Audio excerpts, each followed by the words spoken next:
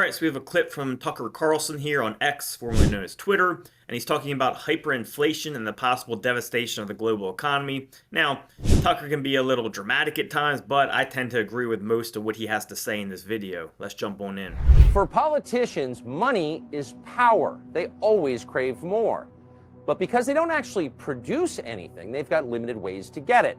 They can hike taxes on the population and collect the cash at gunpoint. That's the most straightforward way. But it's also highly unpopular. Voters don't like paying higher taxes. They resent it.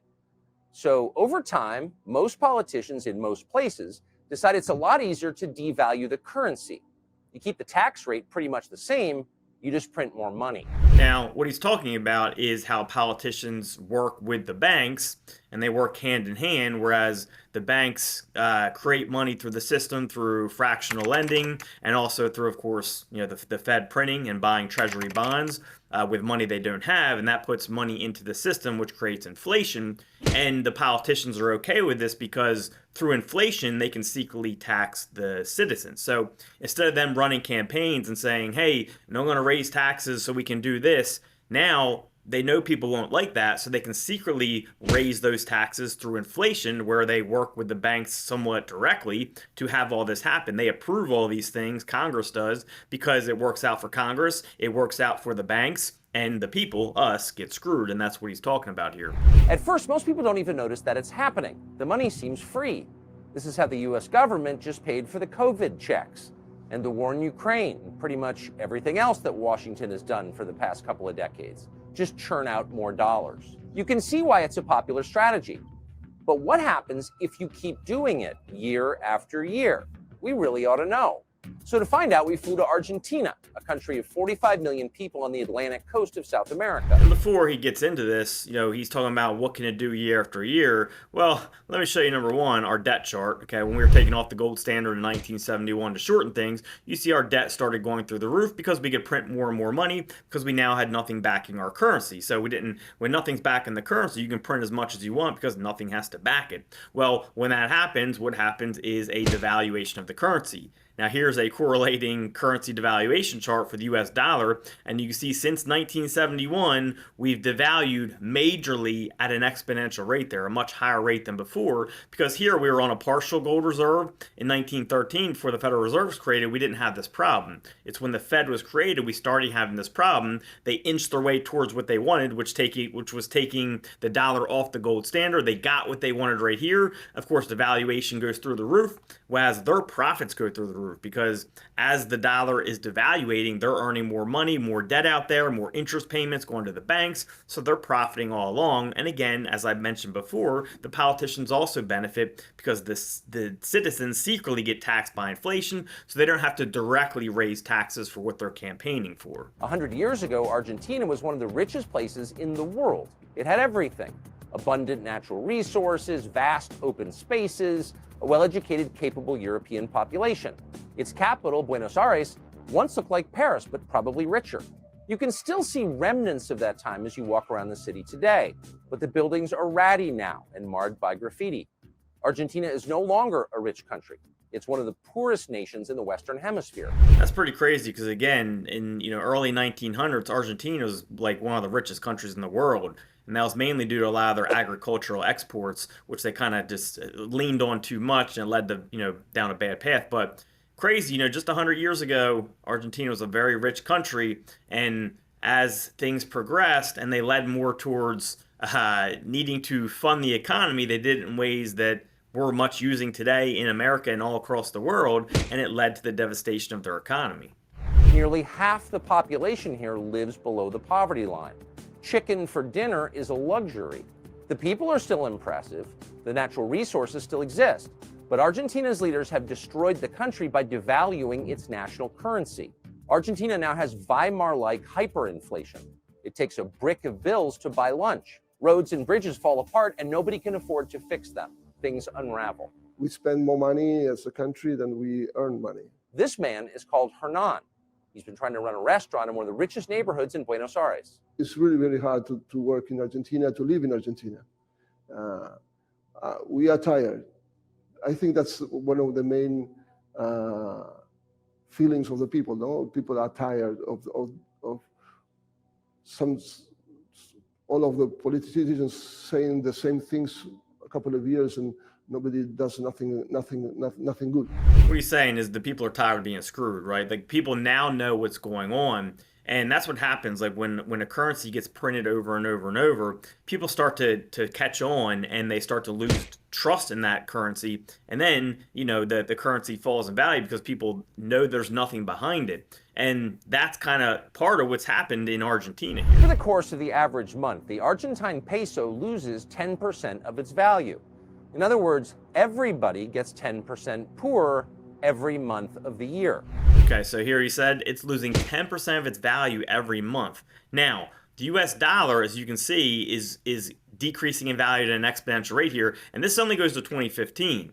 If we had the chart from 2019 to 2023, it starts going even higher because of all the stimulus checks we sent out for COVID. We've printed $8 trillion in debt in the last 4 years. Our national debt is at $32 trillion. So over 200 plus years, we've accrued $32 trillion in debt. $8 trillion of that, a quarter, has come in just the last 4 years. We're on the same path right now to Argentina as we are in the United States and many other parts of the world. So that's why this correlates with a devastation of the global economy. He's kind of getting to that point. It doesn't take long for people to go hungry. Our institutions have something wrong. Diana Maldino is an economist and a candidate for the Argentine Congress. Basically, the problem we have right now, we are 47 million people, out of which only 11 million people have what you would call a job.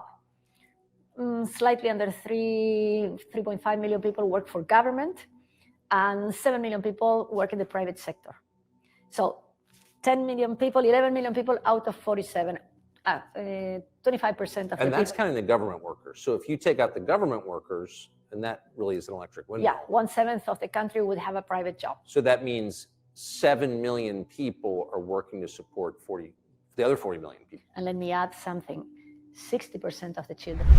That's never going to work, right? A system like that is never going to work. You have 7 million people trying to work to provide for 47 million. It doesn't work. You may say, well, what's that have to do with it? Well, because all the programs that, like, for example, in the United States, our workforce is shrinking for our age because of the baby boomers and all that. So our workforce is now lower that's trying to pay for more older people, but we got to pay for their welfare programs and all of that. And since that age discrepancy is starting to happen, well, it was easily paid off before. Now it's being harder and harder to pay off because there's more people living longer that are older that we have to now support. So that's similar to what they're talking about. Like that 7 million people that get taxed on that income, their taxes are trying to pay for all these programs for Argentina, and it can't be done. 7 million people can't pay for that. You need a much larger proportion of the workforce to pay the right taxes to fund everything that's going on in Argentina, to fund all the programs, and it's never going to happen with just 7 million people working in the private sector out of 47 million. Poor. So if you ask me, if 60% of the children are poor, the whole country is poor. Argentina's currency is so inflated and worthless, it can no longer be used to buy anything of value. Cars, houses, even bicycles are priced in US dollars. The problem is the government lies about this. Banks are not allowed to exchange dollars at market rates. So the government lies about it. All our governments lie, right? And what I want to make clear is this is not the first time this has happened. When empires or when countries are on some type of standard, right? Like some type of commodity-based standard, usually it's precious metals over the last few thousand years is what's been used, the economy does well. It balances itself out. But what happens is when you go away from a commodity-backed currency and you go to a fiat currency, well, then people start to take advantage of it. Politicians are people, right? They have faults. They're greedy. Well, they start printing more and more money because they need money for more things. Wars happen. They need to fund that. They need to fund this program, fund that program. So they just print. And as they print, more money goes into the system. So the currency starts getting devalued and eventually it all collapses. This has happened many times before throughout history, thousands of times. I mean, some of the big cases, you got the Athenians way back in the day. You had the whole Roman Empire, both East and Western. Then you had the Song Empire, which was back like 1,000 years ago, the Chinese. You had it in Germany after World War I. You had it not long ago with Zimbabwe, right? So, and it's happening with Argentina. So This has happened over and over again. This is not the first time. It's a repeating cycle, and the US is very close to at the end of that cycle with the amount of debt we're creating in our system. We're currently in a housing bubble, we're in a stock market bubble. All this money that's being printed by the Fed and the fractional reserve from banking is inflating the stock system. It's all going to pop eventually. And that drives the entire population underground to the black market. Downtown Buenos Aires, it's a Friday afternoon, and we're on our way to a cueva, a cave, to change US dollars into pesos. Now, the caves are the only place in the country that gives the actual exchange rate. The government lies about what its currency is worth and gives about half its value to people in exchange for dollars. So this is kind of the last outpost of economic honesty in the country, and of course the government is trying to shut them down. So what I'm going to do now is just fast forward to where he goes and changes in the currency. I want you to see how much money he gets back for $100 US. $100 bill. Okay, how many money do you expect are you going to receive? I don't know. More or less, guess. Enough to keep my door from closing, a doorstop. Well, now I feel rich. This is like Mad Max of caves. Don't seem like that? That is, so how much is that worth? Thank you. Well, thank you. Amazing. How do you carry all this? Hold on. In a bag. In a bag. You know, it's obviously amusing, but it's also sad. Imagine.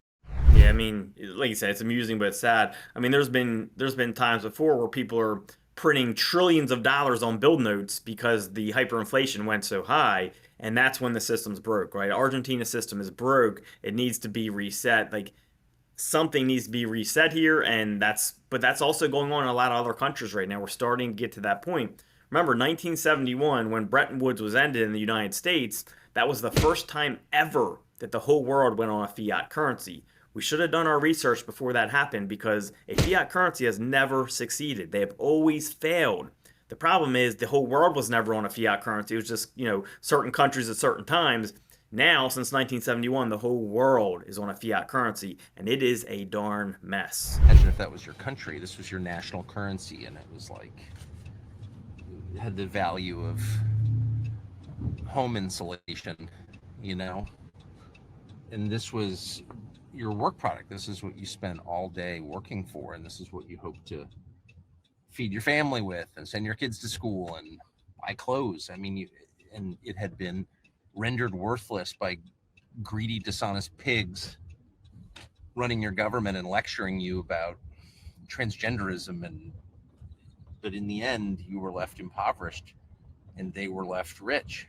I mean, that's theft. Now, the U.S. is currently doing this to all of our citizens. The thing is, they're just doing it a lot more sneakily, and it's not at the stage that Argentina's at. But this is happening to us every single day. We may not notice it because they're taking inch by inch, whereas Argentina may take yard by yard, and it got figured out a little quicker than we have. But it's eventually going to get to that stage. It wasn't some sort of, savage situation in there. It looked like a bank almost, though it's illegal, and it was, had a kind of sotto voce vibe. It was very orderly. But imagine if your life entailed going 4 times to a quote cave just to get the actual exchange rate on your money that you made by working. It's, again, they're stealing and they're lying and they're enforcing that lie at gunpoint. They close those places down because they're this little window into reality that the government can't tolerate. That's what a collapsing society looks like. Everybody's moving backwards. Nobody can tell the truth about anything. The functions of ordinary life have to be conducted furtively in caves. In Argentina, the incentives are now so perversely inverted that many people decide it's not worth working. They can make more money sitting home idle. Sometimes we don't work because it's cheaper not to work than to work. Why is it cheaper not? Now, this is really crazy. You talk about craziness when it's cheaper not to work than it is to work.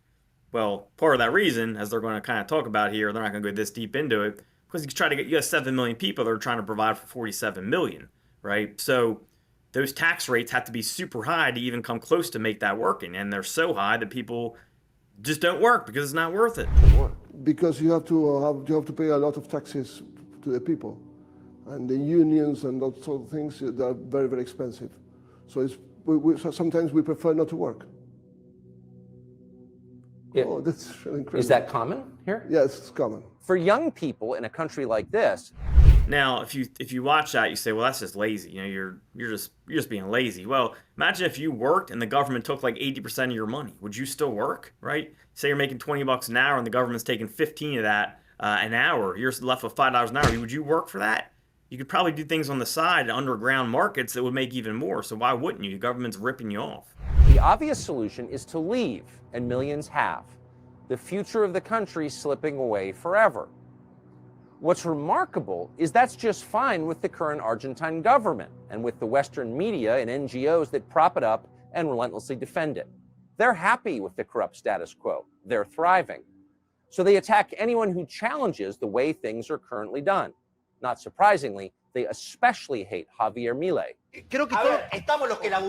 Now, just a heads up, the next part of this section is in Spanish, so it's the next couple of minutes will be Spanish. So if you want to read the words here that he's talking about, this guy is someone who's close to possibly being the president of Argentina. Hopefully he gets elected because I think he would really help them. He really understands the corruption going on. He really understands, you know, the economy, and he's not a typical politician, so that's kind of who's about to speak now. Sí, generamos riqueza. Yo no te vi laburar nunca. Yo no te vi laburar nunca. Sí, bueno, a vos no te vi laburar nunca. Lo único que vos acá. A vos no te vi laburar nunca. Parásito. Parásito. He's calling him a parasite. He's calling the politician a parasite, right? And he's right. I mean, most politicians are parasites. You know, they very, very greedy, most of them. And people always ask me, like, are you Republican or Democratic? I'm like, I'm neither. I don't like politics at all. I don't like politicians because they're all after the same thing, right? They're all after what benefits them and what can benefit their well-being, right? That very few politicians are thinking about the general public and what helps the general public. It's all about them. It's just the way politicians are, most of them. Estéticamente superiores, ¿sí? Lobo, ¿cómo eran los edificios de los zurdos? Cuadrados, negros, oscuros, sin ventanas, eran inmundos. Teníamos las Torres Gemelas hasta que un hijo de puta las tiró abajo. Tenemos el Guggenheim, es una maravilla. Inventamos la minifalda y la bikini. ¿Saben qué? Yo he decidido, vamos con el capitalismo. ¡Viva la libertad, carajo! So obviously he's a big proponent of capitalism, which has been proven, you know, that's probably the best system. Like a free market is usually what works. The problem is, you know, government comes in and tries to save the day and they just make things worse. When sometimes you need the market to have some troubles. You need the market to go through some hard times, and it generally corrects itself just because of the supply and demand. You know, that's the rule: supply and demand, economics. If supply is too high, well, it's going to shift over to the demand side, and it's going to even each other out eventually. So, although, you know, without government intervention, yes, there's going to be hardships. Those hardships are going to overcome themselves. When government comes in, they just try to fix the hardships. There's no pain at all. And pain, you'll learn, pain is good in life, right? You need a little bit of pain. You need it to even out. They're trying to get rid of all the pain. What's happening is they're making the pain bubble bigger and bigger and bigger and bigger. And now this pain bubble is getting so big that when it bursts, it's going to be a huge explosion. And it's going to cause more harm than would have ever been created if they just let each little harm kind of spot work itself out. Now they're building up all these harm spots into one big harm spot, which is going to eventually pop. A ver, yo creo que el gran problema argentino es un problema cultural. Es decir, esta es una sociedad que está infectada. Los políticos son una suerte de sociópatas que quieren hacernos creer que nosotros somos inválidos mentales, inválidos en todo sentido, porque no podemos vivir si no fuera por ellos. En realidad, los que no pueden vivir sin nosotros son ellos. Milei is an economist who's running for president here in the election next month, and the polls show he's winning. Milei's main observation is that things in Argentina are not working. Socialist monetary policy hasn't made people happy and secure. It's wrecked pretty much everything. It's destroyed the economy and families and the national spirit. It's enriched just a few. That's hardly a radical interpretation of events. It's obviously true, and everybody knows that it's true. But for daring to notice it, The stooges at Jeff Bezos' Washington Post and many other Western media outlets have denounced Javier Milei with rising hysteria as some kind of crypto-Nazi. Thankfully for Milei, the working-class young people who support him don't read the Washington Post. We sat down with Javier Milei for a long and interesting conversation, which will air here tomorrow in this space. Keep in mind as you watch it that it's not just about Argentina. It's about you and your future too. So really interesting series there. Although he talked a lot about Argentina in this video, what he's talking about is going on all around the world. Like governments are doing this all around the world to their countries, and it's just not to a point where it is with Argentina yet, because there's certain things that happen in Argentina. This hasn't happened in other countries yet, at least, but it's getting to that point. I mean, you look at our debt chart again, it's not looking good. You look at our devaluation of the US dollar, look how it's going up since 1971. No mistake there. That's when we went off a gold standard. Again, when nothing's backing your currency, you can print as much as you want without any reason not to, because it's benefiting them. Why would they not print? It's benefiting the banks when they print. It's benefiting the politicians when they print. The people barely notice it because they're not educated enough, so why wouldn't they do it? And they do it until the system breaks, which we're at a point where it's going to be close to doing so. So I hope you guys enjoyed this interview with Carlson Tucker, or Tucker Carlson. I call him Carlson Tucker sometimes. Hope you enjoyed this interview. If you like these type of videos, make sure you come back. We release 3 videos a week on economics and also just investing in gold in general. If you're interested in investing in gold, I highly recommend you check out some of the links below. You can take our quiz or get our free kit from one of our recommended companies to learn more about this, so you can start educating yourself and learn why it's so important to have precious metals in your portfolio. Hope you all enjoyed this video again. Make sure you like, comment, subscribe, and I'll see you soon.